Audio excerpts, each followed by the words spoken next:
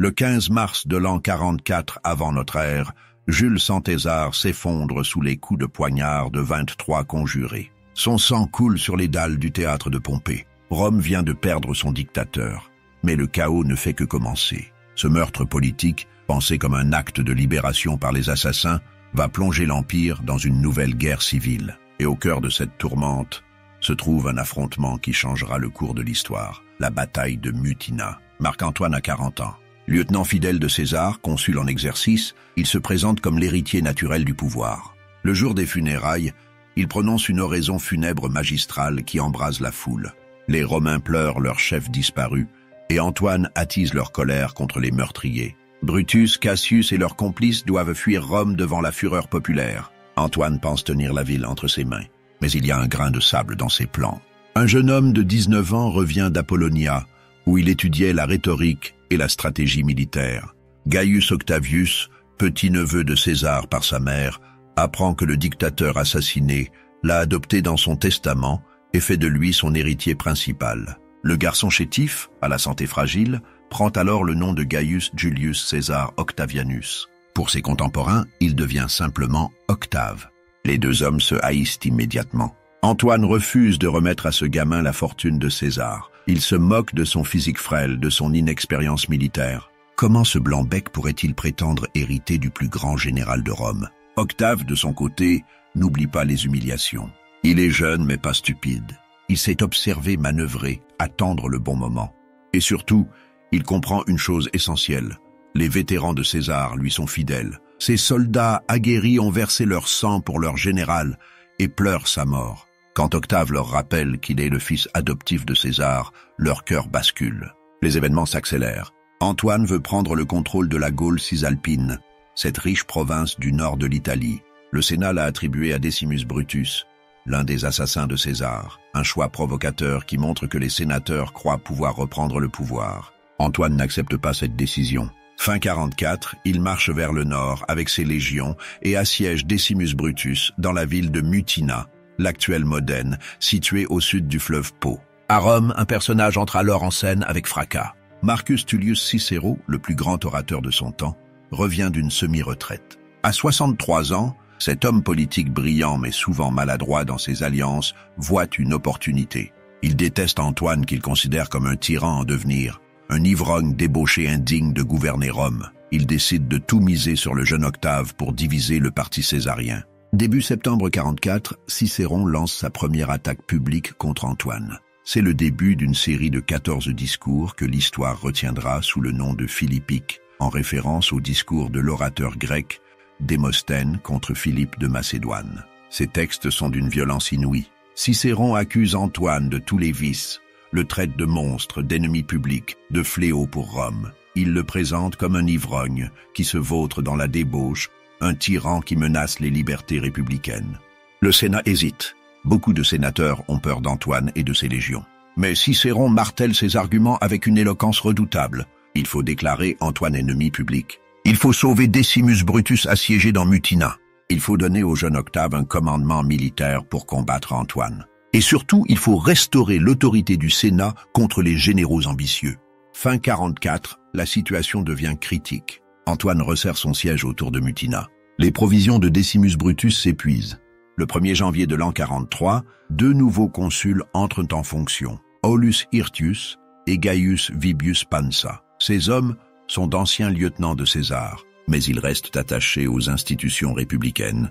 Cicéron les pousse à agir. Le Sénat finit par céder. On nomme Octave propréteur, ce qui lui donne un commandement militaire officiel. Le garçon de 20 ans dispose désormais de légions régulières.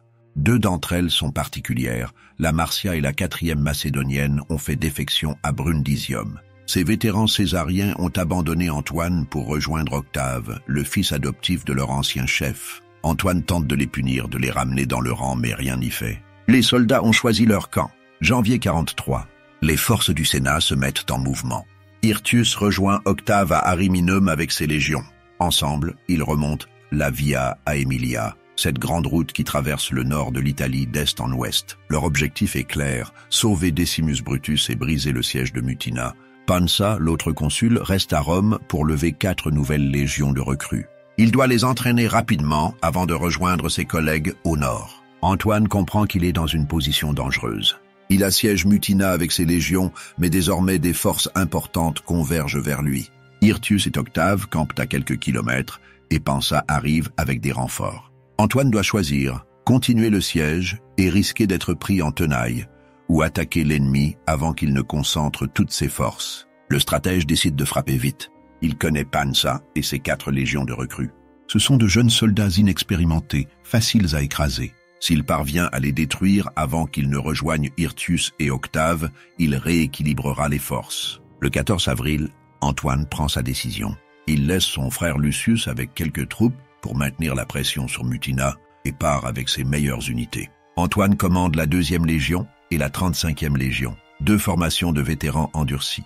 Il emmène également sa garde prétorienne, l'élite de ses soldats, ainsi que des troupes légères et un corps de cavalerie solide. Environ 7000 fantassins et plusieurs centaines de cavaliers prennent la route vers l'est, le long de la Via Aemilia. Ce qu'Antoine ignore, c'est que Hirtius a anticipé son mouvement. La nuit précédente, le consul a discrètement envoyé des renforts à Pansa. La Légion Marcia, ses vétérans césariens qui ont fait défection, marchent dans l'obscurité vers l'est. Les cohortes prétoriennes d'Octave les accompagnent. Ces soldats expérimentés vont retrouver les recrues de Pansa juste avant le choc. Le 14 avril 43 avant notre ère. La journée sera sanglante. 2 batailles vont se dérouler coup sur coup dans un balai meurtrier qui va épuiser les 2 camps. L'histoire retiendra ce jour sous le nom de bataille de Forum Gallorum, du nom d'un petit village situé entre Modène et Bologne, là où les armées vont s'entrechoquer. L'aube se lève sur la Via Aemilia. Pansa marche vers l'ouest avec ses 4 légions de recrues. Ces jeunes soldats n'ont jamais connu le combat. Ils avancent en colonne, suivant la grande route surélevée qui traverse la campagne. Des marais s'étendent de part et d'autre, limitant les mouvements. Pansa sait que c'est un terrain dangereux, mais il n'a pas le choix. Il doit rejoindre Hirtius et Octave au plus vite. Soudain, les éclaireurs repèrent l'ennemi. La garde prétorienne d'Antoine barre la route.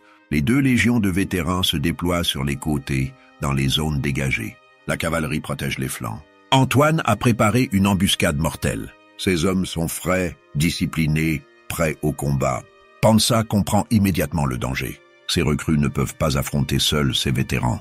Il envoie les cohortes les plus inexpérimentées vers l'arrière et garde avec lui la Légion Marcia et les cohortes prétoriennes d'Octave qui viennent d'arriver. Le choc va être terrible, mais au moins, il dispose de soldats aguerris pour tenir la ligne. Le combat commence par un échange de javelots. Les légionnaires lancent leurs pilums en poussant des cris de guerre. Les projectiles sifflent dans l'air avant de s'écraser sur les boucliers adverses. Certains transpercent les protections, blessant ou tuant les soldats derrière. Puis les 2 lignes se rapprochent. Le terrain ne permet pas de manœuvre d'encerclement. C'est une bataille frontale, un affrontement brutal, où la force et l'endurance feront la différence. Les vétérans d'Antoine enfoncent leurs lignes. Ces hommes ont combattu aux Gaules, en Espagne, en Égypte. Ils connaissent tous les coups, toutes les ruses du combat rapproché. Face à eux, les recrues de Pansa paniquent. Malgré la présence de la Légion Marcia, les jeunes soldats reculent sous la pression. Le consul tente de les rallier, de les maintenir en ligne. Il se jette au premier rang pour donner l'exemple. C'est alors qu'un javelot le frappe. Pansa s'effondre, gravement blessé. La blessure est profonde, peut-être mortelle. Ces hommes l'évacuent vers l'arrière, pendant que la bataille fait rage. Sans leur commandant, les recrues commencent à rompre. La Légion Marcia et les cohortes prétoriennes se battent avec acharnement, mais elles sont débordées. Les soldats d'Antoine poussent leur avantage. Les troupes de Pansa sont mises en déroute. Les survivants fuient vers leur camp où attendent les autres recrues qui n'ont pas participé au combat. Antoine les poursuit, mais il sait qu'il n'a pas le temps d'encercler le camp ennemi. Hirtius et Octave sont à 11 kilomètres seulement. Les messagers de Pansa leur ont déjà annoncé le désastre. Antoine doit se replier avant l'arrivée de renforts. Le général ordonne la retraite. Ces légions, épuisées par le combat, se mettent en marche vers l'ouest, en direction de Forum Gallorum puis de Mutina. Les soldats marchent en ordre dispersé, confiants après leur victoire. Ils viennent d'écraser les troupes de Pansa. La journée leur appartient. Mais Antoine va commettre une erreur fatale. Dans sa confiance, il néglige les précautions. Ses éclaireurs ne repèrent pas le danger qui fond sur eux. Hirtius a reçu le message de Pansa. Le consul blessé l'informe de la tournure catastrophique de la bataille et le supplie d'envoyer des renforts d'urgence. Hirtius n'hésite pas une seconde. Il prend avec lui 20 cohortes, dont la 4e macédonienne, cette autre légion de vétérans césariens qui a fait défection à Antoine. Il laisse Octave au camp avec une seule légion pour garder les positions. Puis il se met en marche au pas de course. La 4e macédonienne est une unité d'élite. Ses soldats sont frais, reposés, organisés. Ils avancent en formation serrée le long de la Via Aemilia. Hirtius les pousse à forcer l'allure. Chaque minute compte. Il faut rattraper Antoine avant qu'il ne regagne ses lignes. En fin d'après-midi, les éclaireurs d'Hirtius repèrent l'ennemi. Les légions d'Antoine marchent vers l'ouest, dispersées, fatiguées par le combat du matin. Certains soldats traînent les pieds. D'autres discutent entre eux, relâchant leur attention. Ils ne s'attendent pas à être attaqués. Ils pensent avoir gagné la journée. Hirtius donne l'ordre d'attaque. La 4e macédonienne fond sur les légions d'Antoine comme un foudre de guerre. Le choc est brutal. Les vétérans d'Antoine, pris par surprise, tentent de se regrouper rapidement. Certaines unités parviennent à former un semblant de ligne, mais d'autres sont submergées avant d'avoir pu réagir. Les légionnaires de la 4e macédonienne se battent avec une rage froide. Ce sont d'anciens compagnons d'armes qui s'affrontent. Ils ont servi ensemble sous César, partagé les victoires et les souffrances des campagnes. Maintenant, ils s'entretuent sur une route d'Italie pour des généraux rivaux. C'est la nature même de la guerre civile. Fratricide, absurde, impitoyable. Les légions d'Antoine ne peuvent pas tenir. Épuisées par la bataille du matin prise par surprise, elles commencent à se désintégrer. Les soldats jettent leurs armes et fuient dans les marais environnants ou dans les bois qui bordent la route. Les enseignes tombent aux mains de l'ennemi. Hirtius capture 2 aigles légionnaires, les étendards sacrés des légions, ainsi que 60 autres enseignes. C'est un désastre pour Antoine. Perdre les aigles est la pire humiliation qu'une légion puisse subir. Antoine tente désespérément de rallier ses hommes. Sa cavalerie mort parvient à protéger la retraite et à éviter l'anéantissement total. Dans l'obscurité qui tombe, les cavaliers rassemblent les soldats dispersés et les ramènent vers le camp près de Mutina. Hirtius, prudent, renonce à poursuivre l'ennemi dans la nuit. Il craint un piège. Les 2 armées passent la nuit sous les armes, chacune comptant ses pertes. Le champ de bataille de Forum Gallorum est jonché de cadavres. Les chroniqueurs antiques estiment que la moitié des combattants sont tombés ce jour-là. Les marais sont couverts d'armes brisées, de boucliers fendus, de corps de légionnaires romains morts pour des causes opposées. Pansa, grièvement blessé, va succomber à ses blessures quelques jours plus tard, le 23 avril. Les circonstances de sa mort resteront troubles. Certains murmureront qu'il a été empoisonné, mais rien ne sera jamais prouvé. À Rome, les premières nouvelles sont confuses. On parle d'une défaite des forces sénatoriales. La panique gagne les partisans de Cicéron. Puis, le 18 avril, arrive la lettre d'Hirtius qui relate les événements en détail. La victoire du consul en fin de journée a sauvé la situation. L'enthousiasme explose au Sénat. Cicéron prononce sa 14e et dernière philippique. Il exulte, propose 40 jours d'action de grâce publique, loue les soldats tombés et les 2 consuls. Il minimise cependant le rôle d'Octave, qu'il considère comme un instrument temporaire à écarter une fois Antoine vaincu. Mais la guerre n'est pas terminée. Antoine a perdu une bataille, pas la campagne.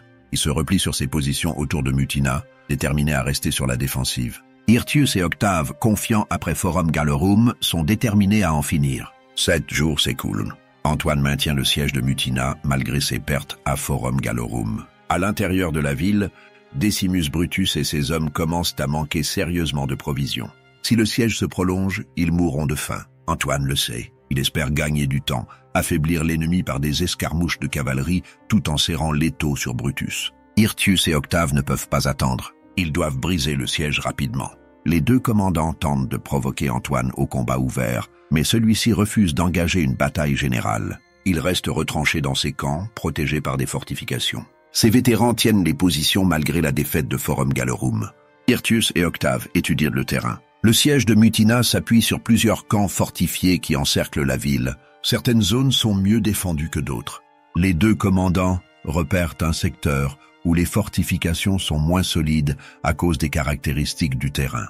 C'est là qu'ils vont porter leur effort. Le 21 avril 43 avant notre ère, Hirtius et Octave lancent leur attaque. Ils concentrent leurs légions sur le point faible identifié, tentant de forcer un passage pour faire entrer des colonnes de ravitaillement dans Mutina. Antoine, depuis son camp principal, observe les mouvements ennemis. Il ne veut pas d'une bataille générale, mais il comprend qu'il ne peut pas laisser les lignes de siège se rompre. D'abord, Antoine essaie de repousser l'attaque avec seulement sa cavalerie. Les unités montées chargent les colonnes ennemies qui avancent vers Mutina. Mais la cavalerie adverse réplique, et le combat s'intensifie. Antoine réalise qu'il ne pourra pas tenir avec la seule cavalerie. Il donne l'ordre à 2 de ses légions de quitter le camp pour renforcer le front. C'est exactement ce qu'attendaient Hirtius et Octave. Dès que les légions d'Antoine sortent pour défendre les positions, les forces sénatoriales changent de tactique. Au lieu de continuer vers Mutina, elles font volte-face et attaquent directement les légions d'Antoine. Le piège se referme. Les 2 armées s'affrontent avec une violence extrême. Ce sont des légions césariennes qui se battent entre elles, des vétérans qui ont servi ensemble et qui maintenant cherchent à s'entretuer. Les gladius frappent, les boucliers se brisent, le sang coule. Antoine appelle des renforts depuis ses autres camps, mais ils arrivent à l'improviste et de loin. Les troupes d'Hirtius et Octave ont l'avantage du terrain et de la préparation. Hirtius, à la tête de ses cohortes, aperçoit une opportunité. L'un des camps d'Antoine est moins bien défendu pendant la bataille. Le consul se rue vers le camp avec ses meilleures troupes. Ils franchissent les retranchements et pénètrent à l'intérieur. Les combats deviennent chaotiques. Les soldats s'affrontent au milieu des tentes, près des réserves de vivres et d'armes. Hirtius se bat au premier rang. Il fonce vers la tente du prétoire, le quartier général du camp. C'est là qu'il tombe, frappé en plein combat. Le consul qui avait sauvé la situation à Forum Gallorum meurt dans l'assaut qu'il mène lui-même. Ces hommes, horrifiés, tentent de récupérer son corps pour éviter qu'il ne soit profané par l'ennemi. Octave, informé de la mort d'Hirtius, accourt avec ses réserves. Il comprend que tout peut basculer. Si les soldats apprennent la mort du consul, ils risquent de paniquer. Le jeune homme de 20 ans, malgré son inexpérience militaire, prend le commandement. Il ordonne à ses hommes de récupérer le corps d'Hirtius et de continuer l'assaut. Les légionnaires obéissent. Ils s'emparent du camp d'Antoine, capturant ses réserves et son matériel. Mais Antoine n'est pas vaincu. Ses vétérans contre-attaquent avec fureur. Ils reprennent une partie du camp. Les combats se poursuivent tard dans la journée. Finalement, à la nuit tombée, les 2 armées se séparent. Elles passent la nuit sous les armes, chacune contrôlant une partie du terrain. Personne ne dort. Les soldats veillent, l'arme à la main, attendant une attaque surprise. Le 22 avril au matin, Antoine évalue la situation. Elle est catastrophique. Il a perdu 2 batailles en une semaine. Ses légions sont épuisées, décimées. Les vivres commencent à manquer. Face à lui, les forces sénatoriales restent puissantes, malgré la mort d'Hirtius. Pire encore, d'autres légions peuvent arriver en renfort depuis Rome. S'il reste bloqué devant Mutina, il risque l'encerclement et l'anéantissement. Antoine prend la décision la plus difficile de sa carrière militaire, abandonner le siège de Mutina. Il va se replier vers l'ouest avec ses 4 légions restantes, échapper aux forces ennemies et tenter de rejoindre des alliés. C'est une retraite, mais pas une fuite désordonnée. Antoine reste un grand général, capable d'organiser un mouvement même dans l'adversité. Les légions d'Antoine lèvent le camp discrètement. Elles prennent la Via Aemilia vers l'ouest, laissant Decimus Brutus enfin libre dans Mutina. En quelques jours, marchant rapidement, elles atteignent Parme puis Plaisance sans rencontrer d'opposition. Les forces sénatoriales sont restées à Mutina pour se réorganiser après les combats. Antoine gagne 2 jours d'avance précieuse. À Tortona, Antoine prend une décision audacieuse. Au lieu de continuer vers l'ouest par la plaine, il décide de traverser les Apennins vers le sud. C'est un itinéraire difficile, à travers les montagnes, mais cela lui permet d'échapper à toute poursuite. Ses 4 légions franchissent les cols, descendent les pentes escarpées et atteignent la côte ligurienne à l'ouest de Gênes. Le 3 mai, Antoine rejoint son lieutenant Publius Ventidius Bassus à Vada Sabatia. Ventidius arrive avec 3 légions fraîches qu'il a levées et entraînées. C'est un renfort crucial. Antoine passe maintenant de 4 légions épuisées à 7 légions, dont 3 sont en pleine forme. La manœuvre de retraite à travers les Apennins s'est révélée un succès. Il a échappé au piège de Mutina et reconstitué une force militaire importante. Pendant ce temps, à Rome, l'euphorie gagne le camp sénatorial. Antoine est en fuite déclaré ennemi public. Decimus Brutus est sauvé. La victoire semble totale. Cicéron prononce des discours triomphants, exigeant qu'on pourchasse Antoine jusqu'au bout de l'Empire si nécessaire. Mais les choses ne vont pas se passer comme prévu. Les 2 consuls sont morts, Pansa de ses blessures, Hirtius au combat. Le Sénat doit nommer de nouveaux consuls pour l'année 43. Octave, qui a repris le commandement des légions d'Hirtius après sa mort, se propose comme candidat avec son cousin Quintus Pedius. C'est une prétention absurde. Octave n'a que 20 ans et n'a exercé aucune magistrature. Selon la loi romaine, il ne peut pas être consul. Le Sénat refuse. Les sénateurs pensent pouvoir se débarrasser du jeune homme maintenant qu'Antoine est vaincu. Ils commettent une erreur monumentale. Ils ne comprennent pas que les légions sont loyales à Octave, pas au Sénat, Ses soldats voient en lui le fils adoptif de César, celui qui perpétue la mémoire de leur général disparu. Pire encore, le Sénat décide de donner le commandement des armées à Decimus Brutus, l'assassin de César, pour poursuivre Antoine. C'est une insulte directe aux vétérans césariens qui ont combattu à Mutina. Octave refuse d'obéir. Les légions refusent de servir sous les ordres d'un des meurtriers de César. Decimus Brutus, isolé, tente de fuir vers l'est pour rejoindre les autres assassins, Marcus Junius Brutus et Cassius. Il sera capturé et exécuté en route, devenant le deuxième des assassins de César à périr. L'été de l'an 43 est marqué par des négociations secrètes. Octave est furieux contre le Sénat qui l'a humilié. Il dispose de 8 légions loyales, mais il est isolé politiquement. De son côté, Antoine, vaincu à Mutina, a reconstitué ses forces, mais reste un ennemi public traqué. Un troisième homme entre en scène, Marcus Aemilius Lepidus, gouverneur de la Gaule narbonnaise et de l'Hispanie supérieure. Lépide commande 7 légions. C'est le pontife Maxime, le plus haut dignitaire religieux de Rome. Il a des liens avec le Sénat, mais aussi une profonde amitié avec Antoine. Au printemps, il a d'abord maintenu une neutralité prudente. Puis, fin mai, près des bords de l'Argent, en Gaule, Lépide rencontre Antoine. Les deux hommes scellent une alliance. Lépide est à son tour déclaré ennemi public par le Sénat. Octave observe ses mouvements avec attention. Il comprend qu'Antoine et Lépide ensemble commandent une force considérable. S'il les affronte seul, il risque la défaite. Et le Sénat, qui l'a rejeté, ne lui offre aucun soutien.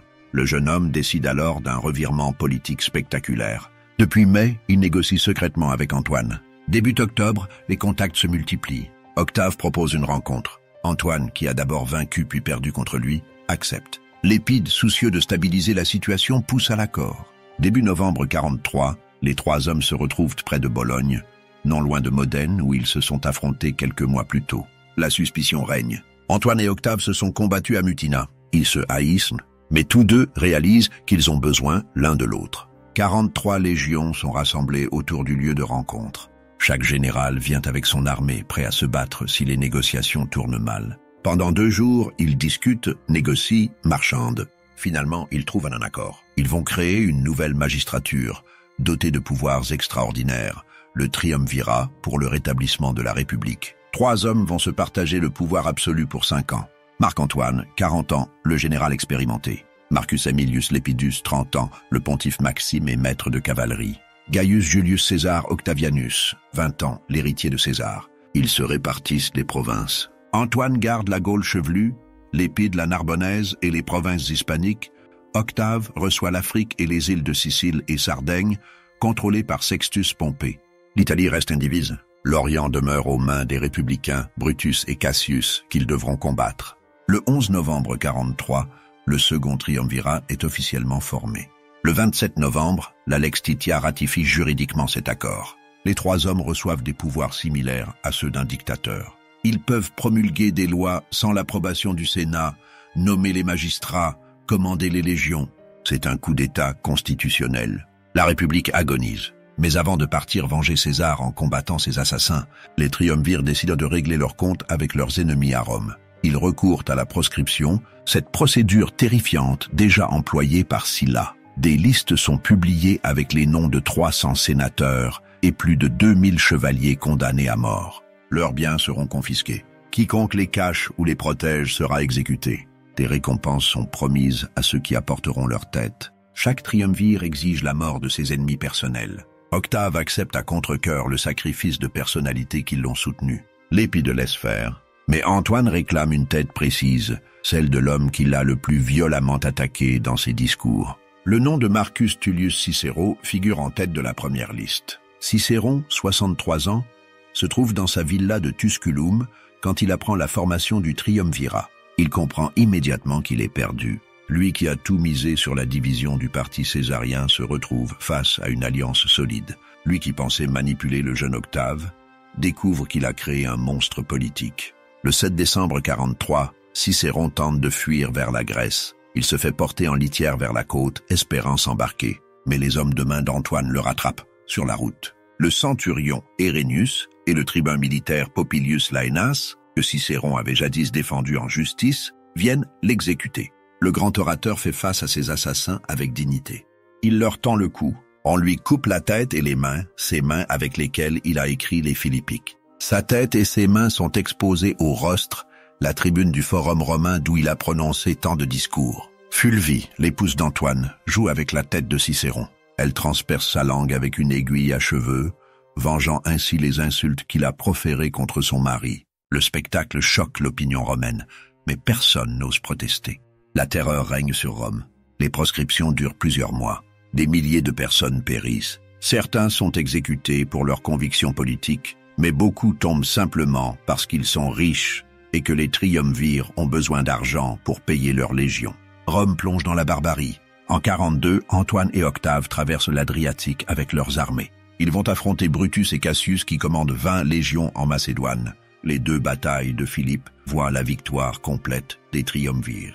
Antoine mène les combats décisifs pendant qu'Octave, malade, reste en retrait. Brutus et Cassius se suicident après leur défaite. Les derniers assassins de César sont traqués et éliminés. Marcus Antonius Aquila, tué à Mutina, avait été le premier. Decimus Brutus exécuté en fuyant vers l'est le deuxième. Les autres suivent rapidement. Après Philippe, les triumvirs se partagent à nouveau l'Empire. Antoine obtient les provinces d'Orient et la Gaule narbonnaise. Octave rafle toute l'Espagne. Lépide conserve l'Afrique. L'alliance tient, mais les tensions persistent. En 41 et 40, des conflits éclatent entre Octave et Lucius Antonius, le frère de Marc-Antoine. C'est la guerre de Pérouse qui permet à Octave de s'emparer des Gaules. En 36, les triumvirs affrontent Sextus Pompée, qui contrôle la Sicile et menace le ravitaillement de Rome. Après la bataille de Noloque, Sextus est vaincu. Lépide tente de profiter de la situation pour ajouter la Sicile à ses possessions africaines. Ses propres troupes l'abandonnent et rallient Octave. Lépide est exclu du triumvirat et relégué à Circéie sur la côte du Latium jusqu'à sa mort. Seules ses fonctions de grand pontife lui valent la vie sauve. Désormais, seuls Antoine et Octave restent face à face. Leurs relations se dégradent rapidement. Antoine s'est installé en Égypte avec Cléopâtre. Octave l'accuse d'avoir bradé les intérêts de Rome en Orient et d'avoir outragé sa sœur Octavie, l'épouse d'Antoine. Antoine réplique qu'Octave l'a empêché de recruter en Italie et a exclu ses vétérans des distributions de terres. Le triumvirat arrive à expiration en 32. Personne ne veut le reconduire. La guerre civile reprend. Octave, très habile, se pose en défenseur de la civilisation romaine contre les ambitions orientales de Cléopâtre. Il déclare la guerre non pas à Antoine, mais à la reine d'Égypte. Le 2 septembre 31, la bataille d'Actium voit la flotte d'Octave, commandée par Agrippa, écraser celle d'Antoine et Cléopâtre. Antoine se suicide à Alexandrie.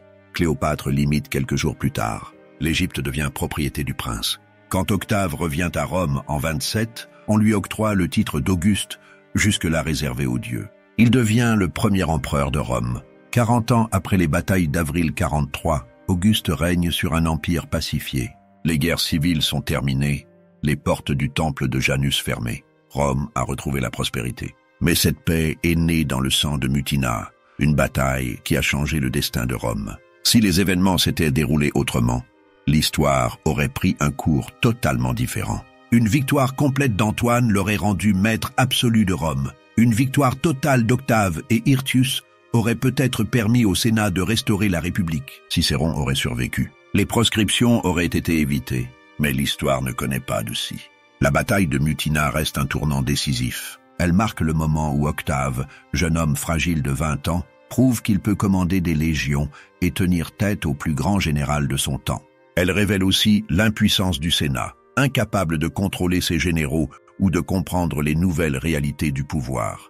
Cicéron pensait pouvoir manipuler les événements par son éloquence. Il découvrira trop tard que les mots ne pèsent rien face aux légions. Sa tête exposée au rostre symbolise la mort de la République des discours et l'avènement de l'Empire des armées.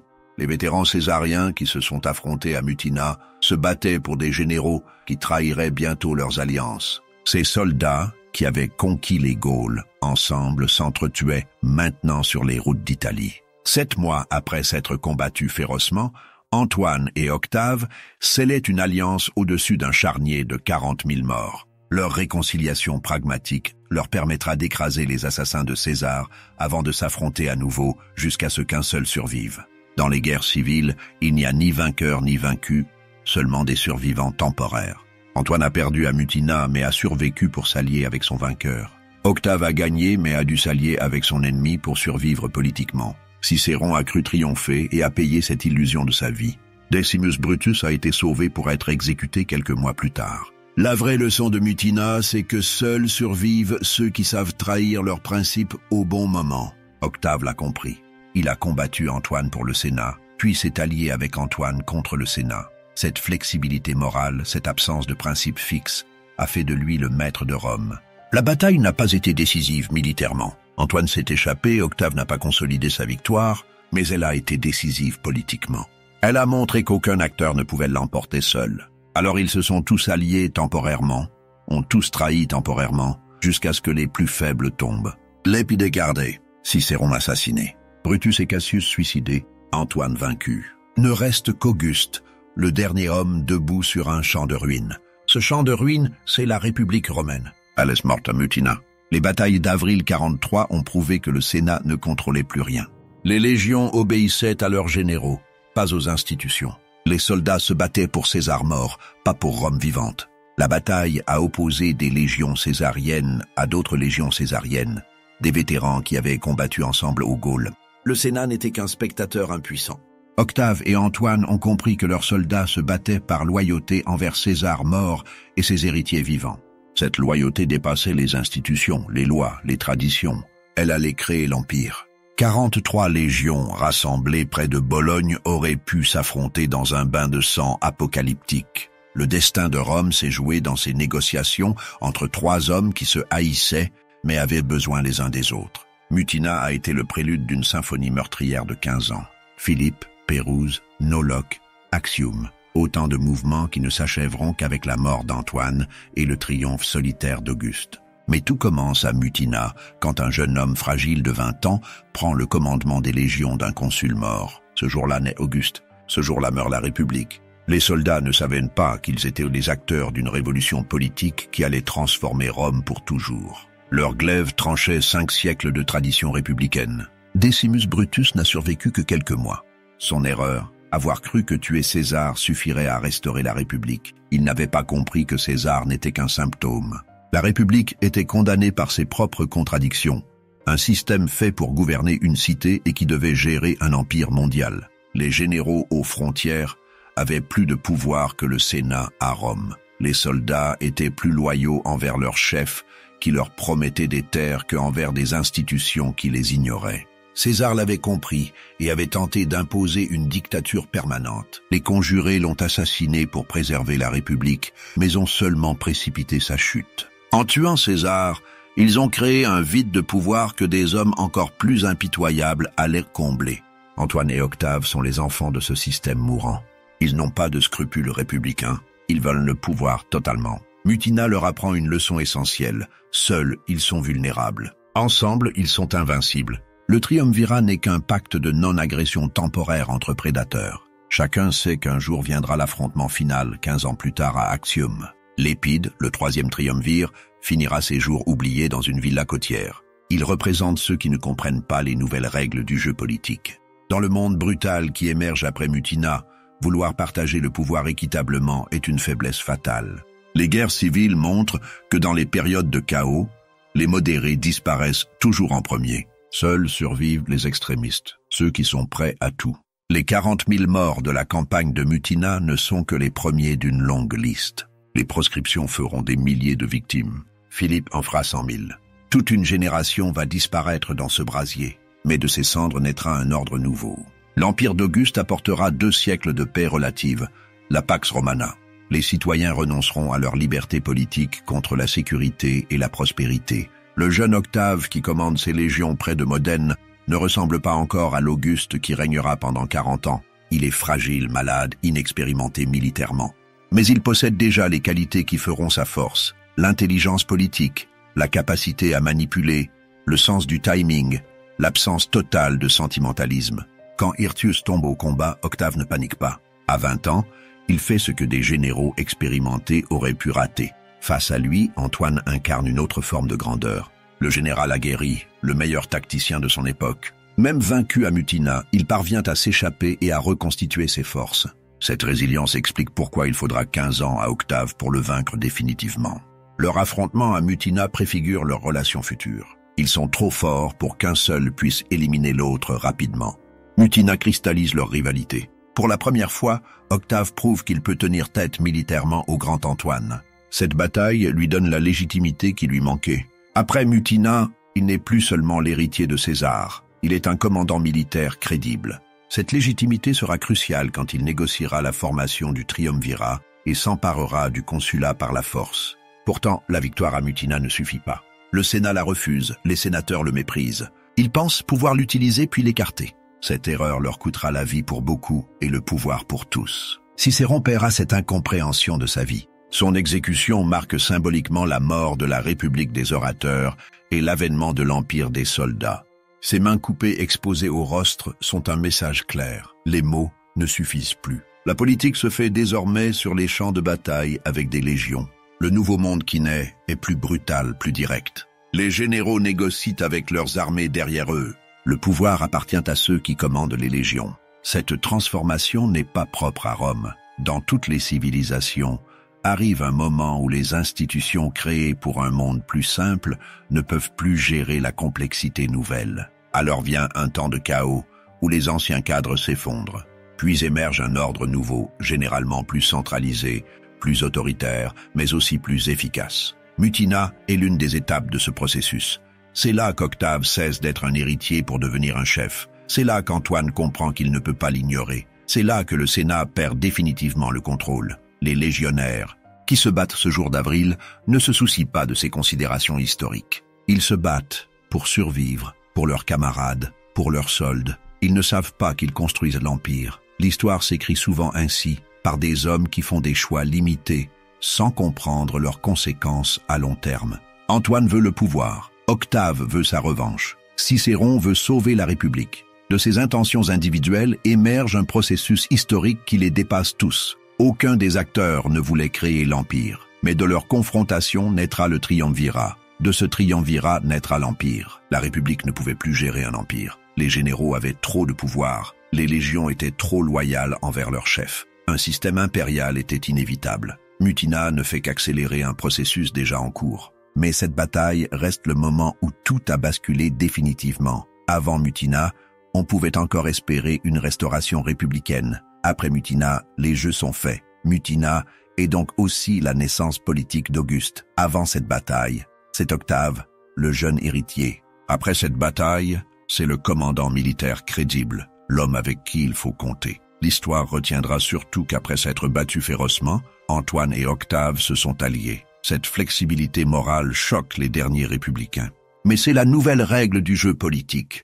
Seuls survivent ceux qui s'adaptent, qui trahissent au bon moment. Le triumvirat sera une pause de 6 ans, pendant lesquels Antoine, Octave et Lépide feindront de gouverner ensemble. 6 ans de terreur, de proscription, de bataille contre les derniers républicains.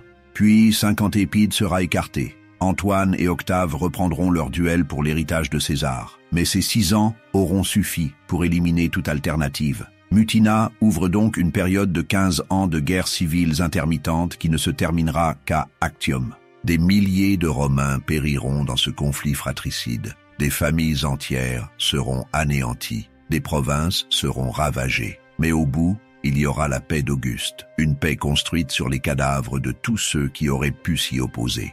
Une paix acceptée par lassitude. C'est le paradoxe de Mutina. Les batailles qui détruisent la République créent les conditions de l'Empire. La violence extrême rend acceptable l'autorité d'un seul homme. Quand Auguste prend le pouvoir, personne ne proteste vraiment. Tout le monde est trop fatigué, trop soulagé que les massacres cessent enfin. Les légionnaires qui ont combattu à Mutina connaîtront encore bien des batailles. Beaucoup finiront par recevoir des terres, leur récompense pour 20 ans de service.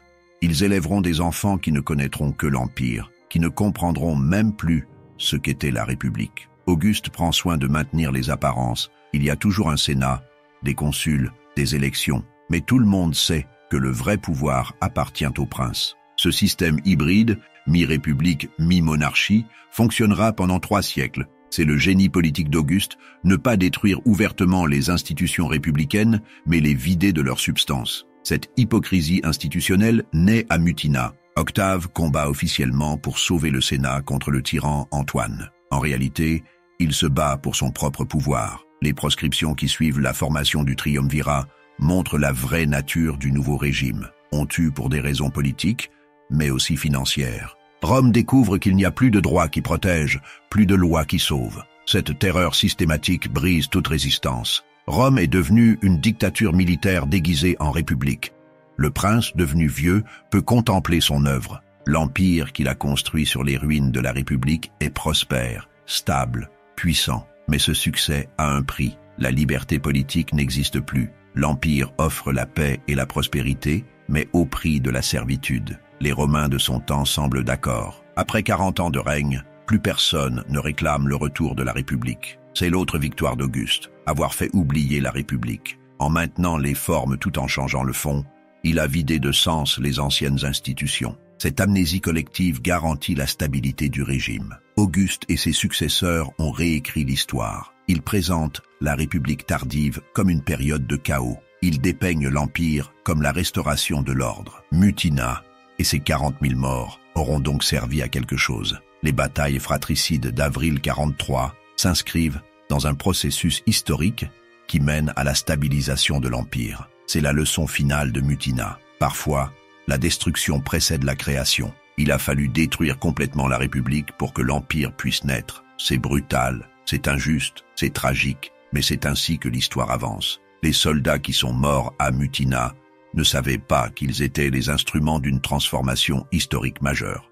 Leur sacrifice involontaire a permis la naissance de l'Empire romain, ce système politique qui dominera la Méditerranée pendant 5 siècles. L'histoire se fiche de la justice individuelle. Elle utilise les hommes comme des pions dans ses grandes manœuvres. Octave et Antoine le comprennent. Ils ne se font pas d'illusions sur la nature de leur pouvoir. Ils savent qu'ils règnent par la force. Cette lucidité les distingue des derniers républicains qui continuent à croire aux institutions et aux principes. Cicéron meurt parce qu'il n'accepte pas cette réalité. Antoine et Octave, eux, savent que seules les légions comptent. La bataille de Mutina enseigne cette leçon de réalisme politique. Le pouvoir appartient à celui qui contrôle la force armée. Les institutions, les lois, les traditions ne pèsent rien face aux légions. Cette vérité brutale structure toute la fin de la République et la naissance de l'Empire. L'Empire romain est une dictature militaire à peine déguisée.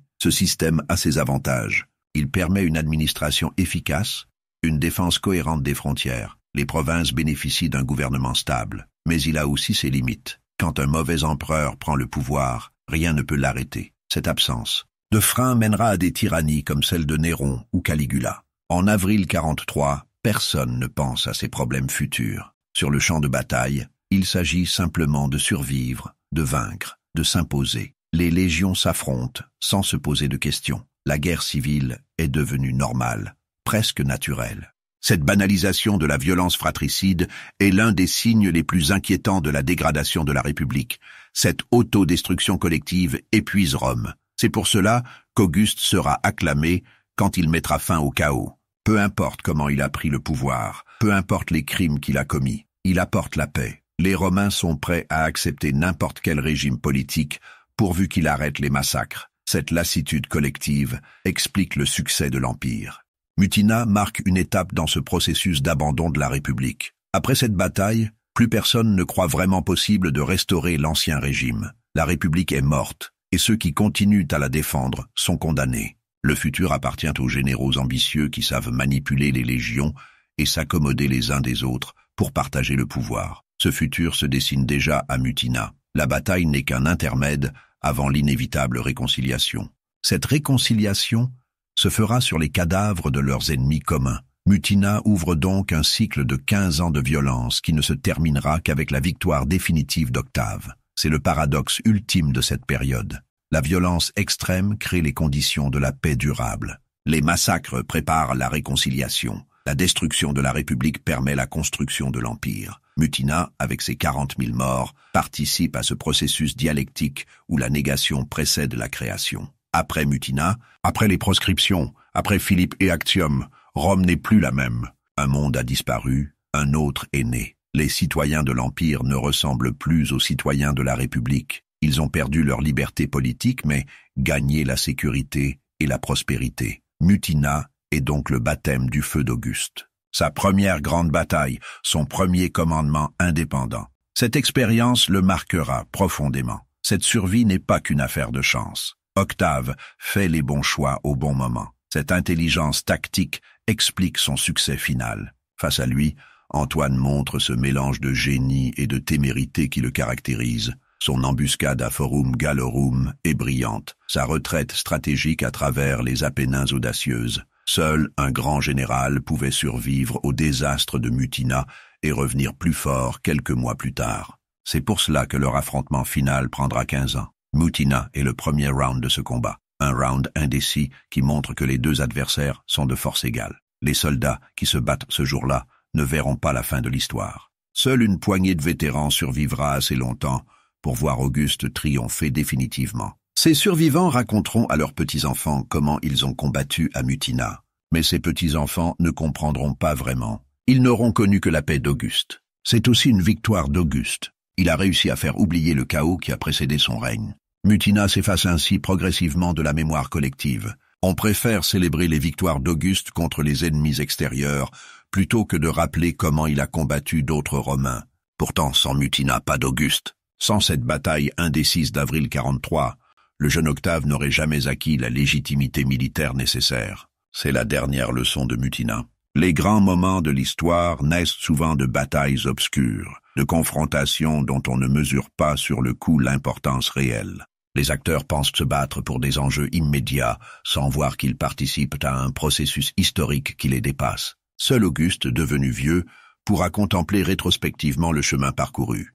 De ce jeune homme fragile qui commandait des légions près de Modène à l'empereur qui règne sur le monde méditerranéen, il y a un chemin de 40 ans jalonné de batailles, de trahisons et de victoires. Mutina est le premier pas sur ce chemin. Un pas incertain, une victoire imparfaite, un résultat ambigu. Mais un pas décisif néanmoins. Cette marche s'achèvera 40 ans plus tard, quand un vieil homme de 76 ans rendra son dernier soupir après avoir régné plus longtemps qu'aucun dirigeant romain avant lui. Il laissera un empire pacifié, prospère, puissant. Un empire né dans le sang de Mutina et de 1000 autres batailles.